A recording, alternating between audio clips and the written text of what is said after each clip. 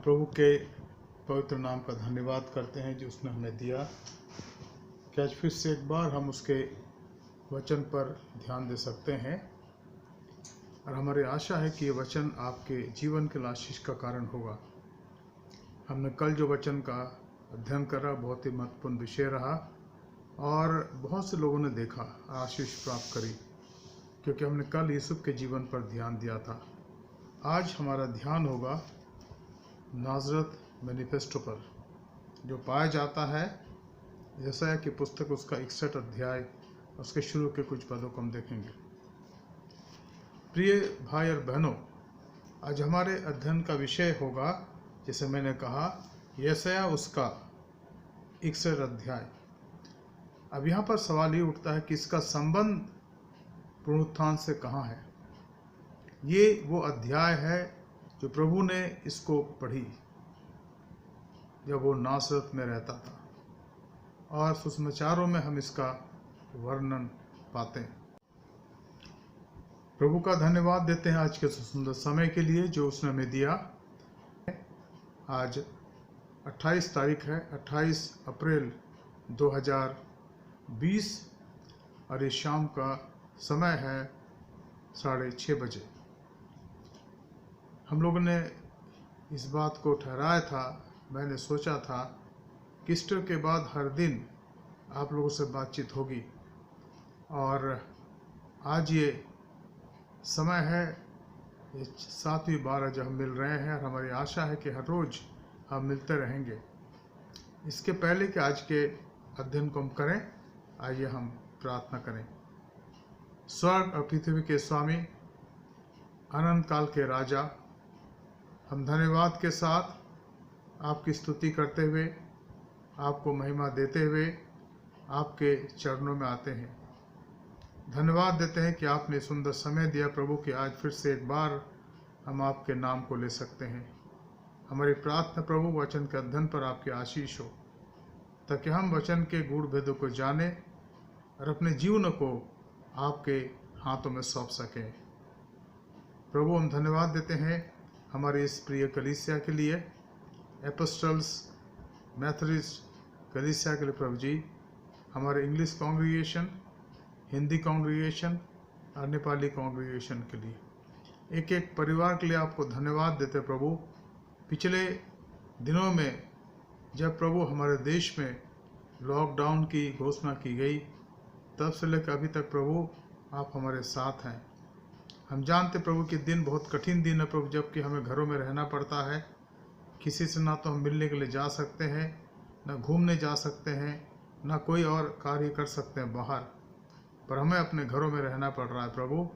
पर चूंकि हमारे देश का आइन है, हम इसको मानते हैं और चाहते प्रभु कि जब तक ऐसी अवस्था रहेगी, हम देश के नियमों को मानेंगे और घरों में रहेंगे, ताकि ये वायरस जो हमारे देश में, पूरे संसार में प्रभु अब कम हो रही प्रभु जी, कम होती जाए, ताकि सचमुच में आपकी महिमा हो सके।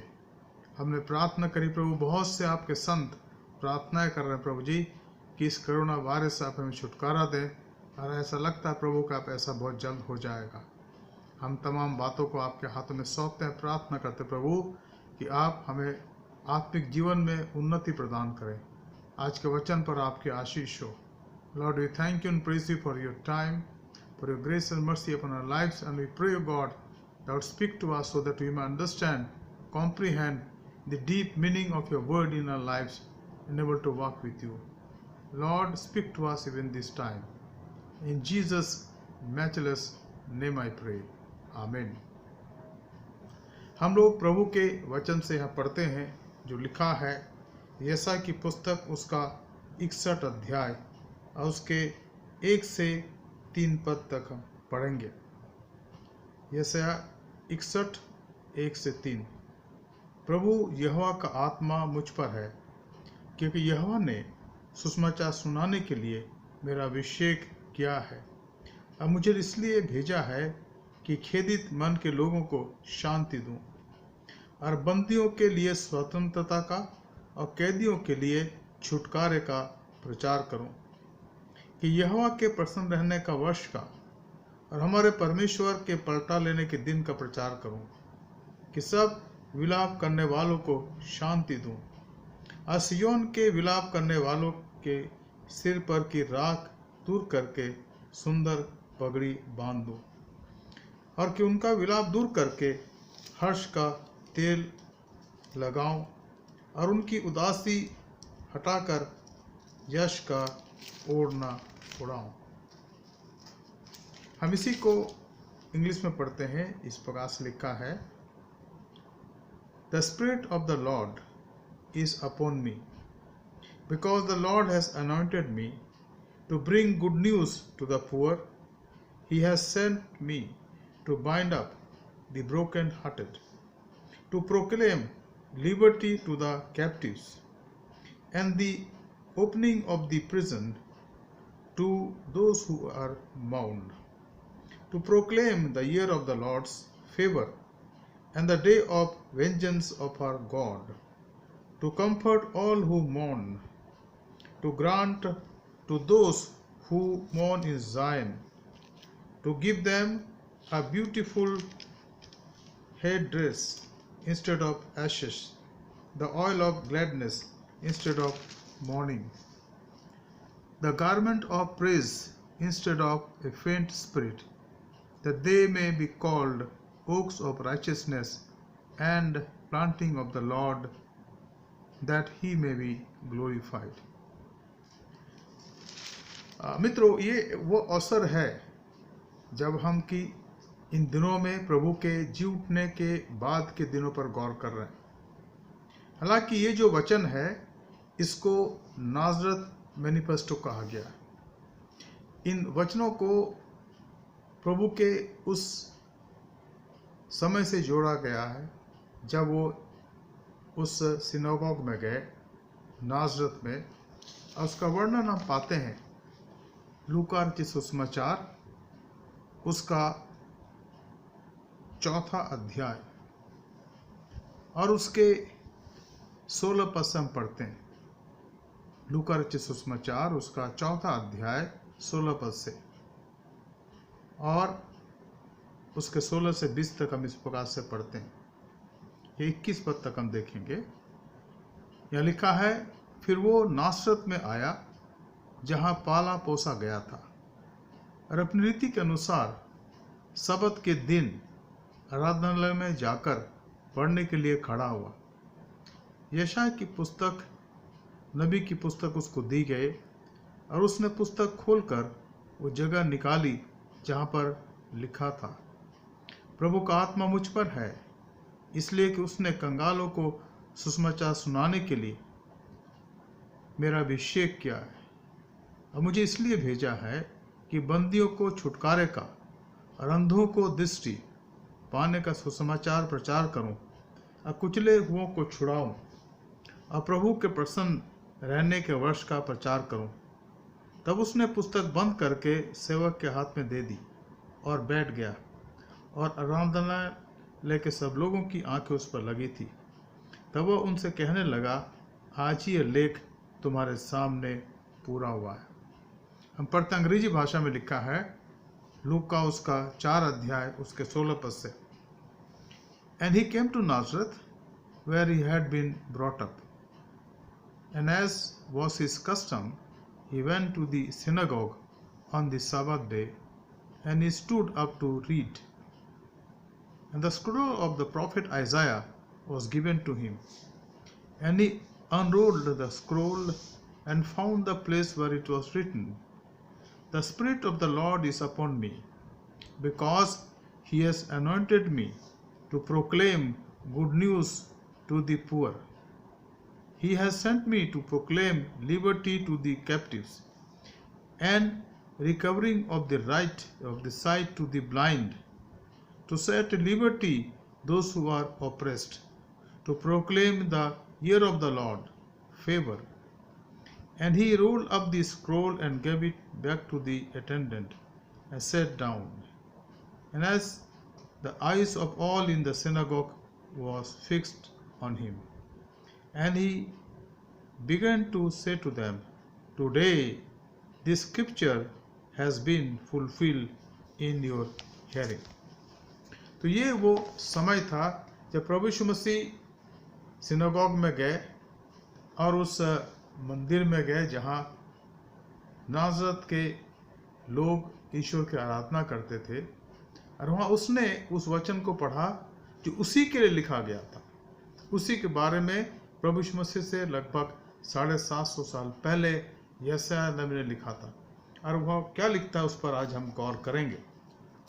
हम यहाँ पर आज 1 और 2 पद पर ध्यान देंगे, क्योंकि बहुत ही ये व्यापक विषय है, इसमें बहुत कुछ कहा जा सकता है।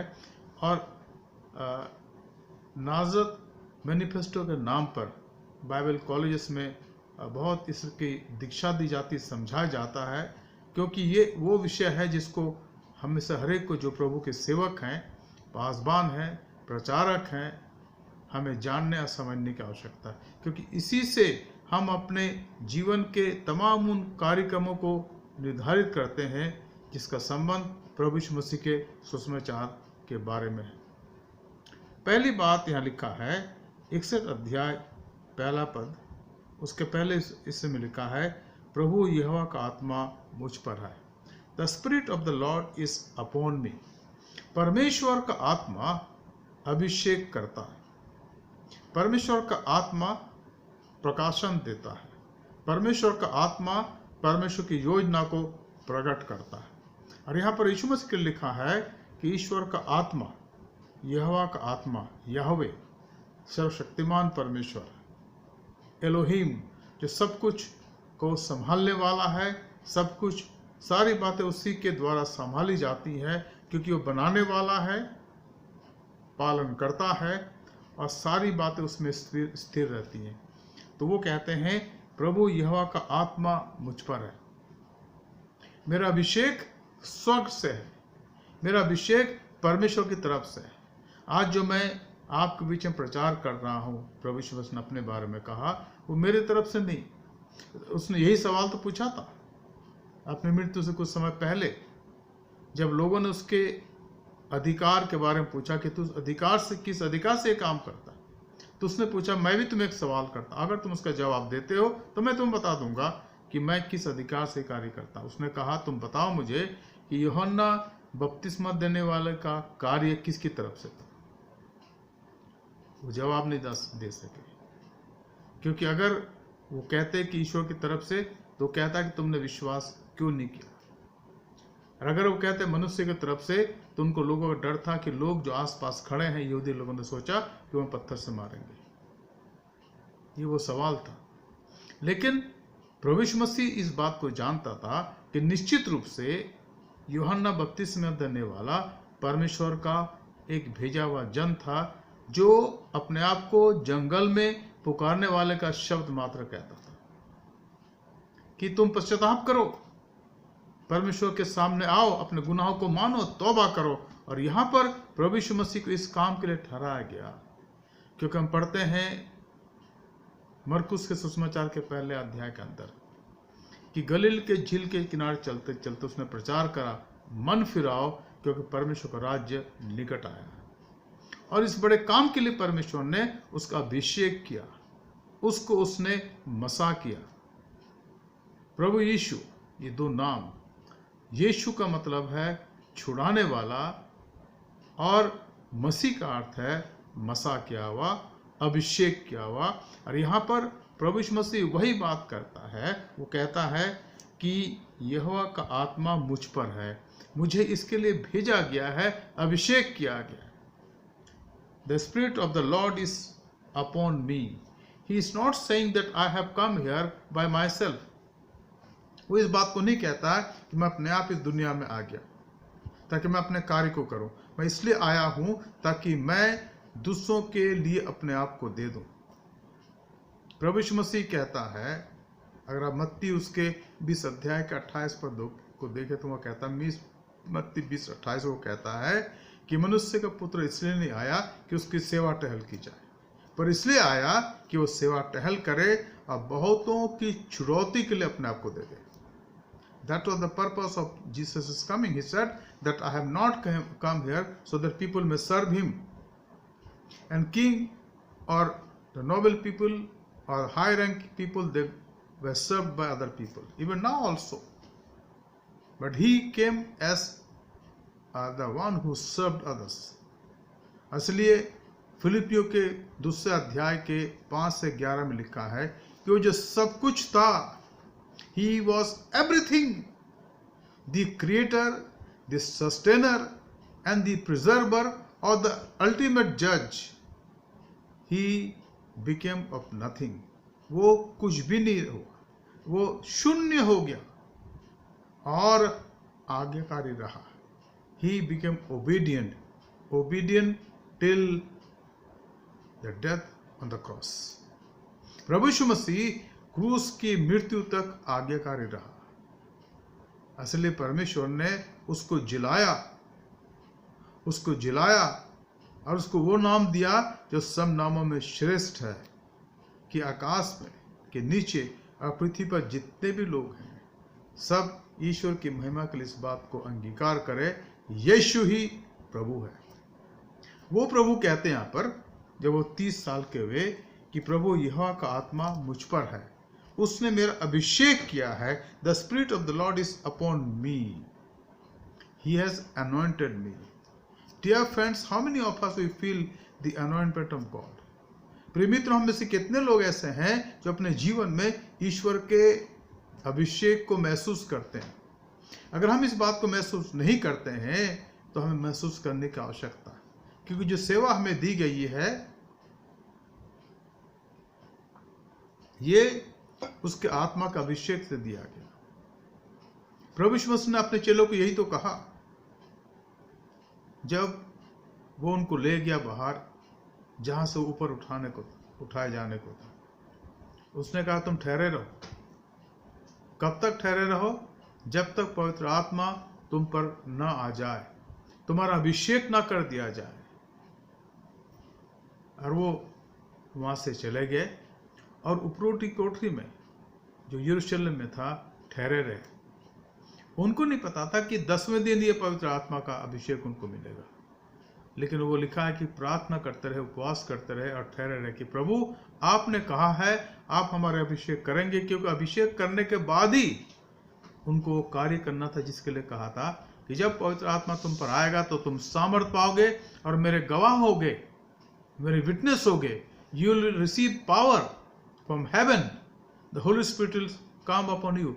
The Holi spirit will anoint you and then you will get power and you will be my witnesses. तुम मेरे गवाह होगे यरूशलेम में, यहूदिया में, सामरिया में और पृथ्वी के छोर तक. सब जगह तुम मेरे गवाह होगे. लेकिन कब? जब पवित्र आत्मा तुम पर आएगा. तो यीशु मसीह इस बात को यहाँ पर अपने लिए कह रहे हैं कि प्रभु यहोवा का आत्मा मुझ पर है. दूसरी बात यहाँ पर हम देखते हैं, because the Lord has anointed me, क्योंकि यहोवा ने सुसमाचार सुनाने के लिए मेरा अभिषेक किया है और मुझे इसलिए भेजा है. यहाँ 3 कार्य जो मैं अभी बताऊंगा. वो कहता है कि परमेश्वर यहोवा ने सुसमाचार सुनाने के लिए मेरा अभिषेक किया है. सुसमाचार सुनाने का कार्य, ये सुसमाचार क्या है? ये सुसमाचार क्या है?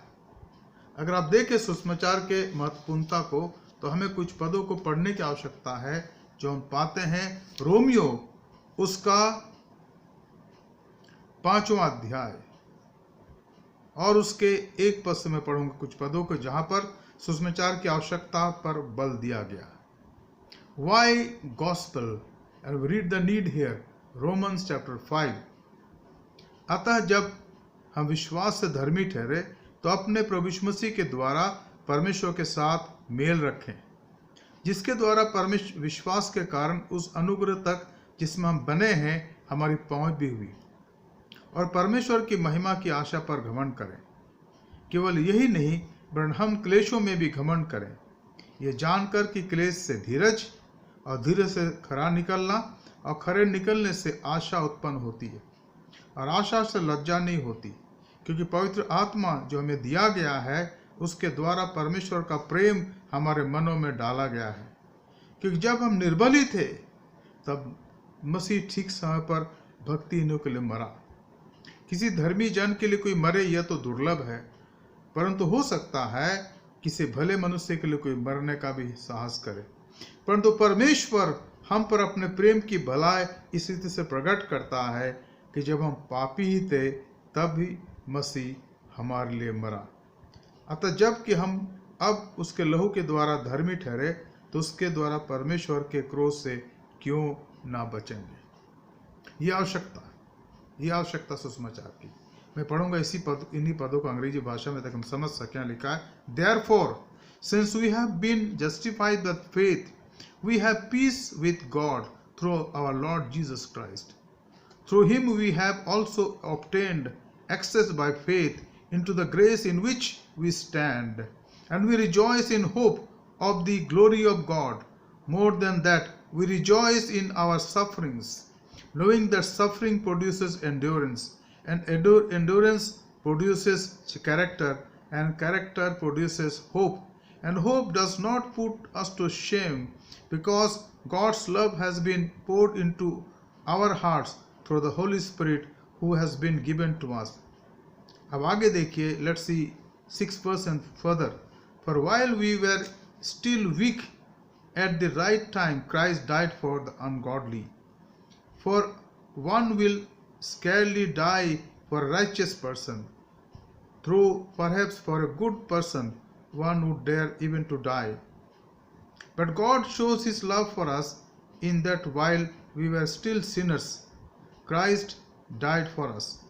Since therefore we have now been justified by his blood, much more shall we be saved by him through the wrath of God.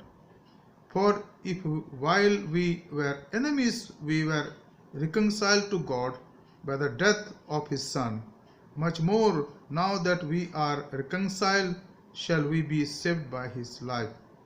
More than that, we also rejoice in God through our Lord Jesus Christ, through whom we have now received reconciliation. तो ये वो विषय है जिसके वजह से परमेश्वर ने पुत्र का अभिषेक किया, और वो है कि जब हम निर्बल ही थे तो मसीह ठीक समय पर हमारे लिए मरा, हम भक्तिहीनों के लिए मरा, और उसके मरने के द्वारा हम जीवन प्राप्त करते हैं। हम जीवन प्राप्त करते हैं। 9 पद में लिखा है, जब कि हम अब उसके लहू के कारण धर्मी ठहरे तो उसके द्वारा परमेश्वर के क्रोध से क्यों न बचेंगे। और इसीलिए वो मरा, इसीलिए उसका अभिषेक किया गया। वो कहता है क्योंकि यहोवा ने, परमेश्वर ने सुसमाचार सुनाने के लिए मेरा अभिषेक किया और मुझे इसलिए भेजा है। यहाँ 3 कार्य है। क्यों भेजा गया यीशु मसीह को? पहली बात वो कहता है ताकि मैं खेदित मन के लोगों को शांति दूं। वो कहते हैं कि Jesus, God has sent me, he has sent me to bind up the broken hearted. जो खेदित मन के लोग हैं उनको शांति दो। मित्रों, दुनिया के अंदर बहुत से खेदित लोग हैं, अधिक खेदित लोग हैं, मन में परेशान, दुखी, निराश, हताश, अंधकार में जीवन व्यतीत कर रहे हैं। उनके पास सब कुछ है दुनिया का, धन है, दौलत है, शौहरत है, सुनाम है और बड़ी संपत्ति भी है। अधिकतर लोगों की बात मैं कर रहा हूं। और ऐसे भी दुनिया में जो लोग हैं, चाहे वो गरीब हो चाहे अमीर हो, कुछ ना कुछ उनके पास है। उनके पास अपनी पहचान है, आइडेंटिटी है, लेकिन आत्मिक रूप से बड़ा अंधकार है। This huge darkness spread over them, around them, and people are lost. लोग खोए हुए हैं।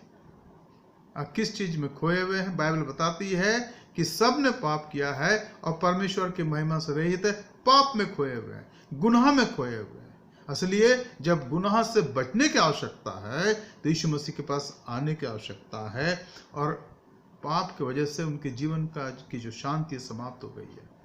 जीवन में उलझने हैं, परेशानी है, दुख है, कष्ट है। कितना दुख है हम नहीं जानते। अपरंपार दुख है, तकलीफ है, बीमारी है, कष्ट है और तमाम प्रकार की उलझने जीवन के अंदर पाई जाती है, और उसका कारण है पाप, गुनाह। और यीशु मसीह हमें बचाने के लिए, उससे बचाने के लिए दुनिया में आ गया। वो कहता है कि मैं खेदित मन के लोगों को शांति दूं। फिर वो कहता है कि बंदियों के लिए स्वतंत्रता का प्रचार करूं, to preach the freedom to the captive and the opening of the prison to those who are bound. उन लोगों के लिए छुटकारे का प्रचार जो बंधन में है, बंधन में, सांसारिक बंधन से बढ़कर आत्मिक बंधन, पाप के बंधन में। क्योंकि लिखा है रोमियो उसके 3 अध्याय के 23 पद पर कि सब ने पाप किया, परमेश्वर की महिमा से रहित है। इसलिए उस बंधन से छुटकारा देने के लिए, उस बंधन से आजादी देने के लिए यीशु इस दुनिया में आया। यीशु मसीह को छुटकारा देने वाला कहा गया। Jesus is always called the great liberator, the only liberator, not great, only liberator. यीशु मसीह हमें पाप से छुटकारा दे सकता है, पाप से छुड़ा सकता है। और तीसरी बात है लिखा है, और कैदियों के छुटकारे का प्रचार करो, कैदियों के छुटकारे का प्रचार करो। जो पाप के बंधन में है वो छुड़ा दिए जाए, इसके उसको प्रचार करने के लिए मैं आया। इसलिए जब यीशु मसीह का जन्म हुआ तो स्वर्गदूतों ने गाया गड़ियों के सामने कि आज देखो मैं तो बड़े आनंद का सुसमाचार सुनाता हूँ, जो तुम सब लोगों के लिए होगा कि आज दाऊद के नगर में तुम्हारे लिए एक उद्धारकर्ता जन्मा है, छुटकारा देने वाला जन्मा है, मुक्ति देने वाला जन्मा है। अगर तुम उस पर विश्वास करते हो तो छुटकारे को प्राप्त करोगे। तीसरी खास बात यह लिखा है कि यहोवा के प्रसन्न रहने का वर्ष का प्रचार, to proclaim the year of the Lord's favour. परमेश्वर के प्रसन्न रहने का वर्ष। परमेश्वर हमसे कब प्रसन्न रहता है या रहेगा, या कब प्रसन्न रहता है, इस बात को हमें याद रखने की आवश्यकता है। जब हम उसकी मर्जी को पूरा करते हैं वो हमसे प्रसन्न होता है। जब हम परमेश्वर की इच्छा को पूरा करते हैं तो वो हमसे प्रसन्न होता है। इस बात को हमें जानने की और समझने की आवश्यकता है। परमेश्वर किससे प्रसन्न होता है? उन लोगों से जो उसकी इच्छा पर चलते हैं। और बाइबल में लिखा है कि परमेश्वर हमारी बलिदान से ज्यादा चाहता है कि हम उसकी आज्ञा माने, आज्ञा माने। उसकी आज्ञा हमारे लिए क्या है कि हम अपने आप को नम्र और दीन करें और अपने पापों को मानते हुए उसके चरणों में आ जाए, जो हमें क्षमा करता है, हमें शुद्ध करता है। और ये उसका कार्य है जो वो हमारे जीवन के लिए करता है। वो हमारे पापों को क्षमा करता है और हमारे जीवन को पाप के बंधन से छुड़ा लेता है। और जब हम ईश्वर के प्रसन्न रहने के वर्ष में शामिल हो जाते हैं, जब हमारे पाप क्षमा हो जाते हैं, हम उसके द्वारा छुड़ाए जाते हैं, हमारे नाम स्वर्ग के किताब में लिख दी जाती, जीवन की पुस्तक में लिख दी जाती। और बाइबल के अंदर लिखा है, यूहन्ना उसके पहले अध्याय के 12 पद में लिखा है कि जितनों ने उसको ग्रहण किया उन सबको परमेश्वर ने अपने संतान होने का अधिकार दिया, अर्थात उनको जो उसके पुत्र पर विश्वास करते हैं। चौथी बात, और हमारे परमेश्वर के पलटा लेने के दिन का प्रचार करूं। हमारे परमेश्वर के पलटा लेने के दिन का प्रचार करूं। And the day of vengeance of our God. पलटा लेने का वर्ष, परमेश्वर न्याय का करने वाला। बाइबल में लिखा है, हम पढ़ते इब्रानी की पुस्तक के अंदर कि हमारा परमेश्वर भस्म करने वाली आग है। God is a consuming fire. वो भस्म करने वाली आग है। इसलिए हमें अपने जीवन को परमेश्वर के लिए तैयार करने की आवश्यकता है, उसके लिए तैयार करने की आवश्यकता है। मत्ती उसके 25 अध्याय के 31 पद से जो वर्णन हम पढ़ते हैं वो न्याय का वर्णन है। वो कहता है कि दाहिने और वाल से कहता है कि हे मेरे पिता के धन्य लोगों, तुम आनंद के भागी हो जाओ, तो तुम्हारे लिए जगत की उत्पत्ति से पहले से बनाया गया, क्योंकि मैं भूखा था, प्यासा था, बंदीगृह में था, परदेसी था, तुमने मेरी सुधि ली। ये वो वक्त है जब न्याय होगा सबका, दुनिया के हर एक व्यक्ति का, शुरू से लेकर आखिर तक। ये परमेश्वर के पलटा लेने का वक्त है। परमेश्वर उस बात को इस संसार में जाहिर करता है कि मैं न्याय करता हूं, न्याय का काम उसका है। और यीशु मसीह के इस संसार में आने से यह स्पष्ट हो गया कि जितने उस पर विश्वास नहीं करते हैं वो मृत्यु में रहेंगे। यूहन्ना 3:16 यही तो है कि परमेश्वर ने जगत से ऐसा प्रेम करा कि उसने अपना इकलौता पुत्र दे दिया ताकि जो उस पर विश्वास करे वो नाश ना हो। इसका अर्थ यह कि जो विश्वास ना करे उनका क्या होगा हम जानते हैं। पाप की मजदूरी मृत्यु है, यानी जो उस पर विश्वास नहीं करते हैं उनका क्या होगा, यहाँ उत्तर दिया गया। और इसलिए यीशु मसीह का आगमन इस संसार में परमेश्वर के पलटा लेने के दिन का प्रचार करना है। प्रभु यीशु मसीह ने कहा मन फिराओ और विश्वास करो, मन फिराओ। और यूहन्ना बपतिस्मा देने वालों ने कहा मन फिराओ के योग्य फल लाओ। तुम्हारे जीवन के अंदर आत्मिक फल होने चाहिए जो इस बात को दर्शाए लोगों के सामने कि इन्होंने मन फिराया है। मैं सोचता हूं कि इन बातों को हमें जानने और समझने की आवश्यकता है। और पांचवी बात, और कि सब विलाप करने वालों को शांति दूं, टू कंफर्ट ऑल हु मोर्न। उन सबको शांति दो जो पाप के वजह से दुखित हैं, परेशान हैं। वही शांति का देने वाला। इंसान शांति कब पाता है? जब अपने पापों से प्रायश्चित करता है और अपने जीवन को उसकी वेदी में अर्पण करता है, वो परमेश्वर की शांति को प्राप्त करता है। यीशु ने कहा तुम्हारा मन व्याकुल ना हो, तुम परमेश्वर पर विश्वास रखते हो, मुझ पर विश्वास रखो। मेरे पिता के घर में बहुत से रहने के स्थान है, अगर ना आते तो कह देता। वो कहता कि मैं तुम्हें अपनी शांति दिए जाता हूँ। यूहन्ना 14:26-27।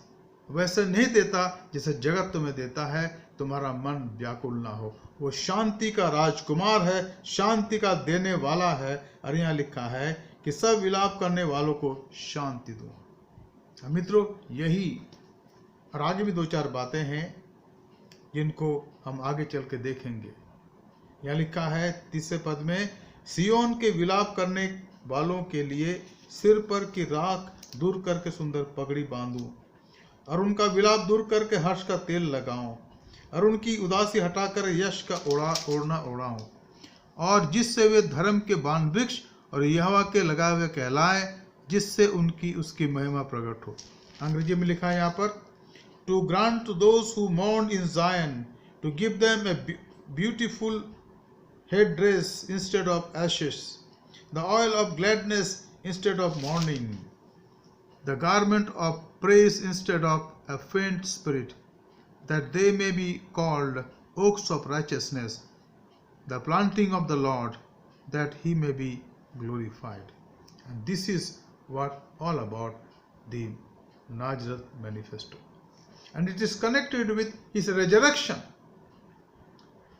अगर वो मर के जी नहीं उठते, कब्र में रह जाते, तो सारी बातें जो परमेश्वर ने अनादिकाल से प्रकट करी, उसने उत्पत्ति के 3 अध्याय के 15 पद में कहा था कि स्त्री का वंश सांप के सिर को कुचल डालेगा। फिर उसने अब्राहम को बुलाया, फिर उसने नबियों के द्वारा बातचीत करी, उसने भविष्यवाणी कराई ताकि उसके पुत्र के आने के बारे में बताया जाए। सारी बातों पर पानी फेर जाता, लेकिन चूंकि वो जी उठा मुर्दों में से, ये सारी बातें ऐसे ही इंटैक्ट हैं और अपने आप में उसमें वेटेज है। उन बातों पर विश्वास करते हैं। प्रभु यीशु मसीह का पुनरुत्थान परमेश्वर के तमाम इन भविष्यवाणियों की गारंटी है कि वह है और अपने खोजने वालों को प्रतिफल देता है। और यहाँ पर यीशु मसीह अपने लिए कहता है, इस बात को भी हम समझ सकते, जान सकते हैं कि प्रभु यहोवा का आत्मा मुझ पर है, क्योंकि यहोवा परमेश्वर ने सुसमाचार सुनाने के लिए मेरा अभिषेक किया है और मुझे इसलिए भेजा है कि खेदित मन के लोगों को शांति दूं और बंदियों के लिए स्वतंत्रता का और कैदियों के लिए छुटकारे का प्रचार करूं, कि यहोवा के प्रसन्न रहने का वर्ष का, हमारे परमेश्वर के पलटा लेने के दिन का प्रचार करूं, कि सब विलाप करने वालों को शांति दूं। The Spirit of the Lord is upon me, because the Lord has anointed me to bring good news to the poor. He has sent me to bind up the brokenhearted, to proclaim liberty to the captives and the opening of the prison to those who are bound. ये उसका कार्य है जो उसने करा है। और पुनरुत्थान इस बात की गारंटी है कि परमेश्वर ने जो योजना बनाई हमारे उद्धार के लिए, यीशु मसीह के पुनरुत्थान के द्वारा ये सारी बातें पूरी होती हैं। प्रिय मित्रों, हम प्रभु का धन्यवाद दें प्रभु यीशु मसीह के पुनरुत्थान के लिए, जो उसके संसार में आने के, उसके उद्देश्य को, उसके पर्पस को, उसके तमाम योजनाओं को हमारे जीवन में पूरी करता है। अगर हम केवल उस पर विश्वास करते हैं और कहते हैं प्रभु मैं पूरे दिल से आप पर विश्वास करता हूँ, आप मुझ पर अनुग्रह करें और मुझे उस कार्य के लिए अलग करें। हमें प्रभु ने एक वरदान दिया है, हमें बुलाहट दिया कि हमें जा करके संसार में इस सुसमाचार का प्रचार करना। और सुसमाचार क्या है? खेदित मन के लोगों को शांति देना, बंदियों के लिए स्वतंत्रता का और कैदियों के लिए छुटकारे का प्रचार करना। क्या हम इस काम को करना चाहते हैं? प्रभु इसके लिए हमें तैयार करें। आइए हम प्रार्थना करें। धन्यवाद, स्तुति और महिमा किए हुए पिता परमेश्वर, बड़े धन्यवाद के साथ प्रभु आज फिर से एक बार हम आपके चरणों में आए हैं और आपसे प्रार्थना करते प्रभु इन वचनों के गहराइयों को जाने, ताकि हमारे जीवन से आपकी महिमा स्तुति बढ़ाए हो सके। जो वचन का प्रचार आज हमारे सामने किया गया प्रभु, जो कुछ बताया गया प्रभु, हम उनके गहरे अर्थ को जाने और अपने जीवन को प्रभु आपकी वेदी पर अर्पण कर सके, ताकि आप बहुत आय से हमारा इस्तेमाल करें और हम आपकी महिमा कर सकें। हमारे धन्यवाद को स्वीकार करें। हमारे उद्धारकर्ता प्रभु यीशु मसीह के पवित्र नाम से मांगते हैं, आमीन। प्रिय मित्रों, हम प्रभु का धन्यवाद देते हैं आज के सुंदर समय के लिए। जो वचन आज हमें दिया गया उसके लिए प्रभु का धन्यवाद देते हैं। इसको नाजरत मैनिफेस्टो कहते हैं। प्रभु यीशु मसीह का गृहनगर नाजरत था। जब वो 30 साल के हुए तो वो वहाँ गए और वहाँ पर उन्होंने इस वचन को पढ़ा कि परमेश्वर का आत्मा मुझ पर है, क्योंकि उसने मेरा अभिषेक किया है कि मैं सुसमाचार का प्रचार करूं। इसके लिए हम प्रभु का धन्यवाद देते हैं और मेरी आशा है कि हमने आशीष पाई है। मित्रों, कुछ अनाउंसमेंट इस प्रकार से हैं जिसका ध्यान रखेंगे। इन दिनों में हर शाम के समय हमारी आराधना होती है और हम वचन का अध्ययन करते हैं। कल की जो आराधना थी, यूसुफ का जीवन, उससे बहुतों ने आशीष प्राप्त करी और मैक्सिमम लोगों ने उसको देखा। आज की जो आराधना है और जो बाइबल अध्ययन है, ये जैसे मैंने कहा नाजरत मैनिफेस्टो पर था, और आप जब इसको देखेंगे या आप देख रहे हैं, आप आशीष प्राप्त कर रहे हैं।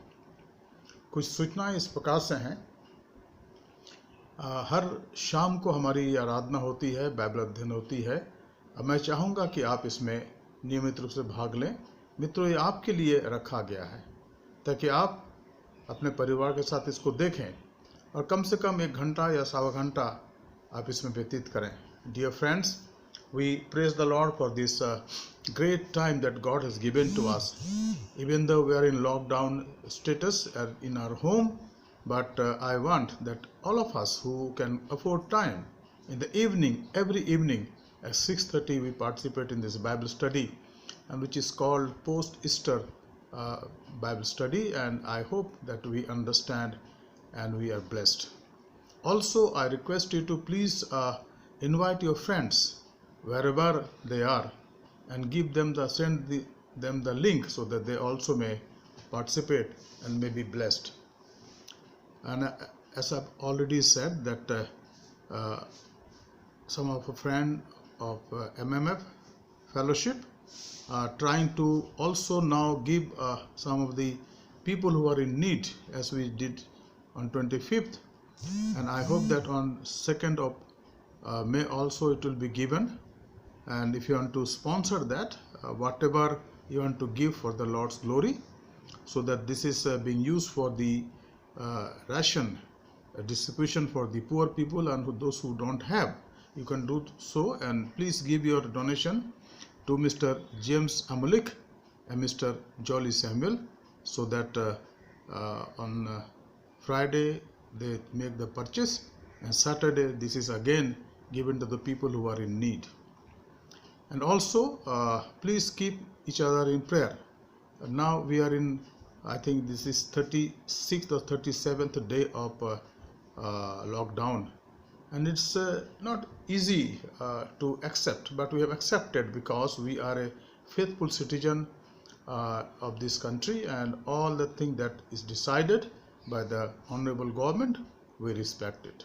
So continue to be in home, don't go out, because social distancing is quite important in this period. And also spend time in prayer, Bible study, reading and writing, and this will be a help to you as we spend these few more days. I don't know whether this is going to end on 3rd of May or it will be extended. We don't know. Whatever it will be, let us cooperate and be in prayer for each other. मैं चाहूँगा कि हम इन दिनों में अपने घरों में रहें और बाहर ना जाएं जब तक कि बहुत ज़रूरत ना हो. हम सब्जी राशन खरीदने के लिए जाते हैं, लेकिन थोड़े समय में लौट आएं और सोशल डिस्टेंस को मेंटेन करें. कम से कम 1 मीटर की दूरी बना कर रखें, और ये हमारे लाभ के लिए है.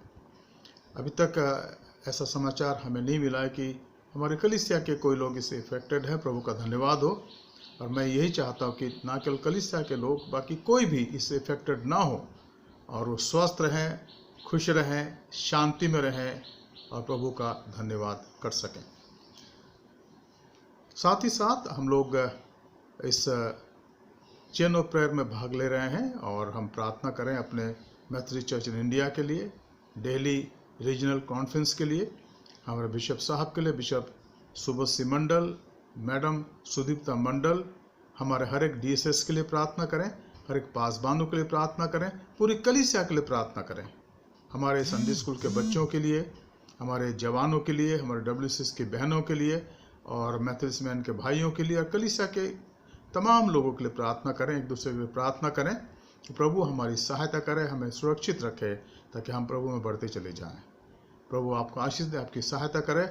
अगर कोई भी आपको सहायता की ज़रूरत है या कोई बात आप कहना चाहते हैं, तो मेहरबानी से जो हमारा व्हाट्सअप है एपोस्टल मेथोडिस्ट चर्च का, उसके आप सदस्य हैं, उसमें आप लिख भेजें और हम आपके लिए प्रार्थना करते रहेंगे. बुजुर्गों का जो हमारे घरों में है, बड़े सम्मान के साथ उनका हम ख्याल रखें, और जो बच्चे हैं उनका ख्याल रखें, ताकि हम स्वस्थ रहें, खुश रहें और प्रभु में बढ़ते जाएं. Let's pray. स्वर्गीय पिता, आपका धन्यवाद देते हैं आज के सुंदर समय के लिए जो आपने दिया, कि हम प्रभु आपके वचन का अध्ययन आज कर सकते हैं.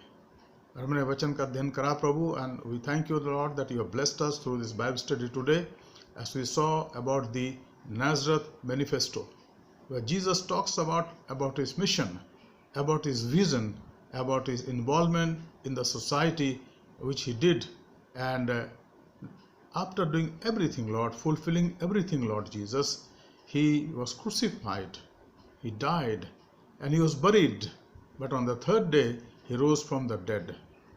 And then he met with his disciples, people, and then on the 40th day of his resurrection, he was ascended into heaven. We thank you, Lord, that you are there as our high priest. And we read in the letter of Hebrews, the 4th chapter, you are our high priest, Lord, who is praying in the heavenly places for us. And we trust you, Lord. We know, Lord, that your prayers are reaching to Father, and our requests are granted. Lord, keep us in good health, in a peaceful manner, so that your joy of your being in our lives may continue to grow. प्रभु, हम प्रार्थना करते हैं कि आप जो हमारे प्रधान याजक हैं, महायाजक हैं प्रभु, और हम इब्रानियों के 4 अध्याय में पढ़ते हैं, उस प्रकार से प्रभु हम अपनी प्रार्थनाओं को आपके सामने रखें, क्योंकि आप हमारे लिए प्रार्थना करते हैं पिता से, और पिता हमारी जीवन की आवश्यकताओं पूर्ति करता है, वो हमारे साथ है. We thank you also, Lord, for the verse Philippians 4:19. According to the riches of Jesus Christ, our all needs are met. हम धन्यवाद देते हैं फिलिपियों 4 अध्याय के 19 पद के लिए प्रभु. हम जानते हैं कि उस धन के अनुसार जो महिमा से यीशु मसीह में है हमारे हर एक घटी की मौके पूरी की जाती है।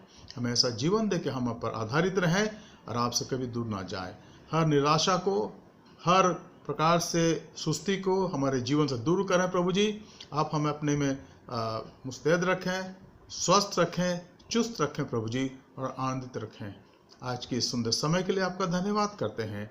अपने आप को आपके हाथों में सौंपते हैं। उद्धारकर्ता प्रभु यीशु मसीह के पवित्र नाम से मांगते हैं, आमीन। आए हमारे बाप, तू जो आसमान पर है, तेरा नाम पाक माना जाए, तेरी बादशाहत आवे, तेरी मर्जी आसमान में पूरी होती है, जमीन पर भी हो। हमारे रोज की रोटी आज हम बख्श दे, और जैसे हम अपने कसूरवारों को माफ करते हैं, तो भी हमारे कसूरों को माफ कर। हमें आजमाइश में ना ला, बल्कि बुराई से बचा, क्योंकि बादशाहत, कुदरत और जलाल हमेशा तेरी है, आमीन। अब हमारे खुदा यीशु मसीह का फजल, खुदा बाप की मोहब्बत, रूहुल कुद्दूस की इफ़ाक़त और शराकत, now may the grace of our Lord Jesus Christ, love of the Father, and sweet communion of the Holy Spirit rest and abide with all of us now and forevermore. Amen. Jesus is Lord. May God bless you and use you for the extension of His kingdom. Thank you.